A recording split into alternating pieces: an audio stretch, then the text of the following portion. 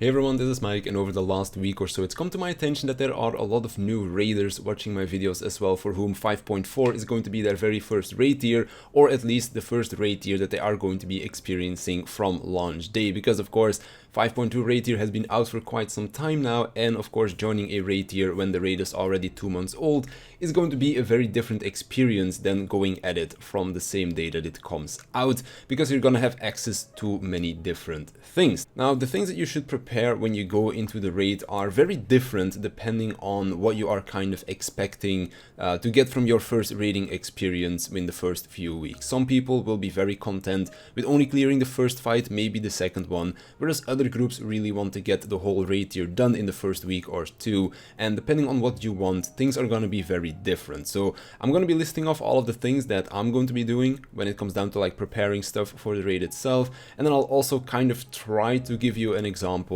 of what you should shoot for depending on what you want to do as well, where your older items that you can have right now will still kind of last you throughout half of the next raid tier as well. The main three important things that you should be bringing to raid, especially when it comes down to new progression, is raid food, potions, and crafted gear. And depending on how far you are planning to go into the raid tier, these things will become more and more important. So when it comes down to raid food, this has kind of become standard over the last few years, because it's relatively easy to come by, because it's not all that expensive, even if you are having to buy it from the market board. And there are also buffs to extend the duration of your raid food. Normally raid food lasts for 30 minutes, but if you use, for example, the free company buff meat and meat, that will extend it by 10 minutes. And if you use the squadron buff, which you can do with your grand company squadrons, you can send them out to go get that manual for you, then this will extend your raid food by 15 minutes. So one piece of raid food will basically last you for 45 minutes. Seeing how most people raid about 3 hours a night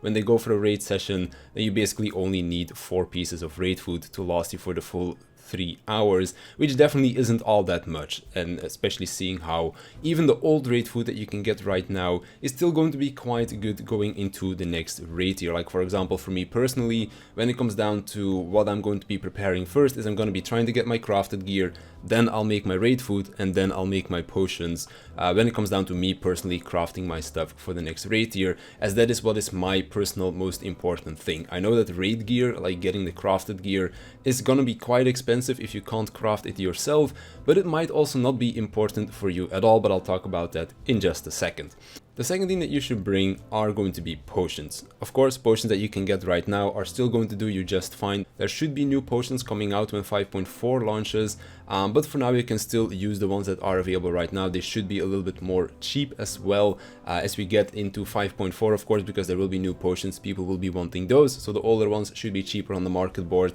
Or of course, if you can craft your own potions, then it'll cost you nothing in the first place. But potions are really good for the simple reason that you need DPS to clear the fights, and potions, or tinctures as they're called in this expansion, are a pretty big DPS boost for 30 seconds. So generally where you will use those is during your opener. So when you start the fight, everybody does their opener. If everybody uses their potions during those openers as well, they'll be getting quite a big DPS boost, and then you usually use your potions again at the 6-minute mark, which is where all jobs will have their re-opener, as we like to call it in the raid business. So you can get that extra DPS boost over there as well. If you're not quite sure how much difference a potion makes, basically imagine that right now you're in full item level 500, you use a potion and all of a sudden your weapon goes from item level 505 to item level 555 or something like that. I know this is probably not correct, but that's pretty much what it feels like. When you're under the effect of your potion, under your tincture, you are going to be hitting very hard. So when you're pushing to clear a fight, having potions ready is going to help you out quite a bit. If you're not able to afford a lot of different potions, what I like to do myself, or at least what I used to do, especially when I started raiding, is I would buy maybe 20 potions or however much I could afford, and then once my group saw enrage maybe once or twice, that is where I would start using potions to try and push for that DPS check as well. That's pretty much how most groups would use these potions. If you can't afford all that many of them, once you see enrage, just start using them in the opener, and then when you see that you're about to kill the boss, just pop that potion again when it's up off cooldown, so that you can basically try and kill the boss. And then last but not least, we have crafted gear. Crafted gear is technically going to give you the biggest damage boost out there, including food and potions, because food is going to be a minor DPS boost. Of course, the HP is also very nice. Potions are a very big DPS boost, but that's only for the 30 seconds that they are active. But raid gear, the actual crafted gear, is going to get you quite a lot of damage throughout the entire fight. It's going to give you more main stat, more substats, and it's also going to give you more HP. Now, the reason why I say that crafted gear is less important for people that want to go for like the first or second fight in the first few weeks is because they won't really need it. Crafted gear is only really needed when you're trying to kill the third and the fourth fight. Even for the third fight, you technically don't need crafted gear, but when it comes down to killing the fourth fight, that's where you'll really need it, which is why it is kind of on my priority list when it comes down to what I want to get first, but why it should be very low on the priority list when it comes down to people that are going at it at a more mid-core or casual pace,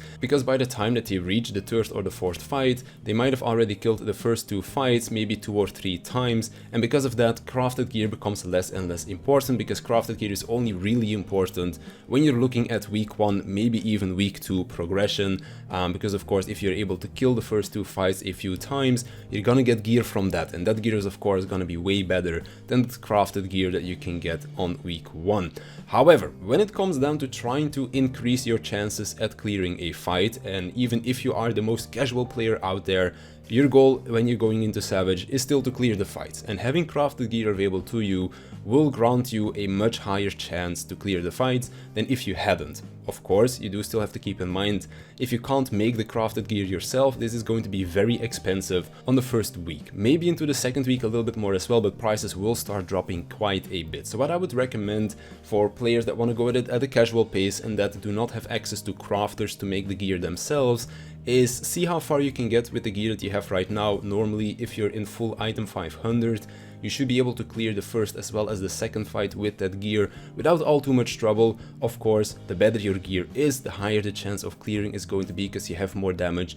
you have more HP. So it kind of depends on that as well. If, say for example, you have a few million gil lying around and you see that you're reaching enrage, but you're maybe a few % off and the food and potions are not enough to get your group through it, maybe see if you can pick up some cheap pieces here or there from the market board, pentamelt those pieces of gear as well, and then take those into raid to see if you can get it. You don't necessarily need to get full pentamelded pieces of gear when it comes down to that kind of stuff. So it kind of depends on how far you are going to go with your group in the first week or two, and that will kind of make it so that you need more or less crafted gear if you're really looking to clear that early. Again, if you get it, you're gonna have a higher chance at clearing, but I wouldn't break your bank for it if you just can't afford it, because it's definitely not all that important if all you want to do is clear the first and the second fight in like the first week or two, because past that you're gonna be getting a lot of pieces of gear from the first 2 fights when it comes down to the Savage loot that will drop over there, and then that kind of invalidates your need for having the crafted gear.